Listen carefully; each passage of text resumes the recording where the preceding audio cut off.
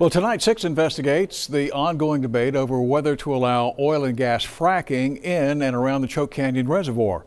Now, the city originally protested the government's push to sell oil and gas leases in that area because of worries about water contamination and the integrity of the dam. But now we've uncovered key information that has city leaders rethinking this issue.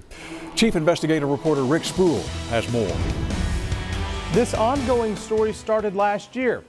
That's when the government announced plans to sell about 1,600 acres worth of oil and gas leases in the Choke Canyon footprint, which sits right on top of the oil and gas rich Eagle Ford Shale.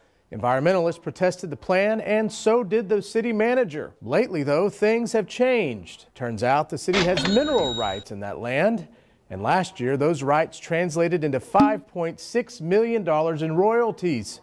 City Councilman Greg Smith has been researching this and says there's more where that came from. They are not millions, but possibly tens of millions of dollars worth of oil and gas that could come out of the 35,000 acres that Choke is part of. Smith says, and the city's finance department has confirmed, that last year's royalty check went to paying back the money spent building the dam and the reservoir. They applied that money to what we owed the Bureau of Reclamation. We owed them $28 million, so they took it off of that. We asked Smith where he falls on the environmental side of Fracking Choke Canyon.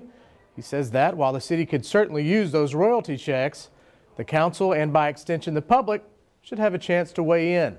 I would like to see us be fully briefed on what we're looking at, what are the safety aspects on there, have them come in there and tell us what is the sanctity of our lake. We have the potential of millions of dollars sitting here, so we've got to say, do we have a safety risk or not? So Smith says he'll push to get this into an upcoming council meeting agenda. But in the meantime, the government is moving ahead with plans to sell another 4,000 plus acres in and around Choke Canyon next month. No word on how much the city stands to gain from the mineral rights contained in that acreage. Rick Spruill, 6 Investigates.